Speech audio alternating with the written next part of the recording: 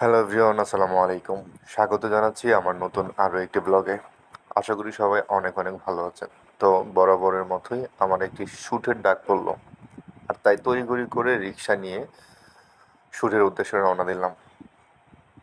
একদম সকাল সকাল শ্যুটে চলে যাচ্ছি, যার কারণে রাস্তা ছিল একদম ফাঁকা।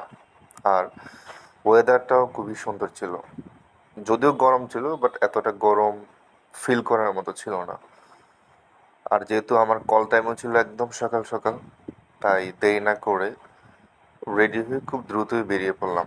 তারপরে রিক্সা থেকে নেমে একটা অটো দিয়ে চলে যাচ্ছি। আর যাই হোক, অটো কখনো আমার পছন্দের যানবাহনের তালিকায় পড়ে না, খুবই বিরক্ত লাগে। এ তো হাঁটতে হাঁটতে আমি আমার শ্যুটের একদম জায়গা মতো চলে আসছি, মানে যে বিল্ডিংয়ে আমার শ্যুট হবে। হাঁটি হাঁটি করে আমি সিঁড়ি দিয়ে আমার বিল্ডিংয়ে উঠে যাচ্ছি, কারণ এইটাই হচ্ছে আমার শ্যুটের সেই জায়গা। আর এই যে একটু বসলাম, বসে প্লেসটা দেখছিলাম। সাথে আমার ছোট ভাই রাফসান ছিল, যে কখন শ্যুট শুরু হবে, কখন শ্যুট শুরু হবে। শ্যুটের জন্য ওয়েট করা আমার জন্য খুবই বিরক্তকর একটা সময়, যদি টাইমলি শ্যুট শুরু না হয়। এই তো আমার শ্যুট শুরু। ক্যামেরা, লাইট সব কিছু স্টার্ট করে আমার শ্যুট শুরু করে দিলাম। প্রথমেই হচ্ছে প্যান্ট। আসলে 10-12টা প্যান্ট ছিল। 12টা প্যান্টেই একদম আমার পারফেক্ট সাইজের উপর ডিপেন্ড করে প্যান্টগুলো তৈরি করা। আর সেগুলো দিয়ে আমার প্রথম শ্যুট শুরু হলো। সবচেয়ে বড় কথা যেটা, আমি যখনই কোনো ফ্যাশন বা হচ্ছে যে কোনো ড্রেসে শ্যুটে যাই, আমার কেন আনফর্চুনেটলি শ্যুট মনে থাকে না। সরি, আমার গেট আপ মনে থাকে না, আমার পোজ মানে মনে থাকে না। ওই যে অনেকগুলো জুতো, কি বলবো,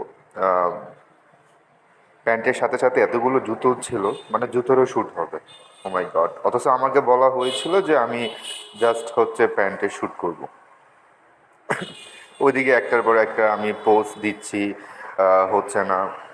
ওইদিকে হচ্ছে আমার ছোটো ভাই রাফসান ভিডিও করে নিচ্ছে, যে একটু ভিডিও করে রাখি, দেন হচ্ছে এটা আমার পেজে আপলোড দিতে পারবো, জাস্ট এটার জন্যেই আর কি।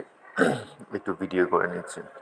বাট অনেক, একটা ড্রেসের জন্য নর্মালি 8 থেকে 10টা স্টাইলের ছবি তুলতে হয়। তো আসলে মোটামুটি প্রত্যেকটা মডেলদের জন্য এটা একটা টাফ হয়ে যায়, কারণ এত এত ড্রেসের শ্যুট, কখন কোন পোজ, কোন স্টাইল, এগুলো আর মনে থাকে না।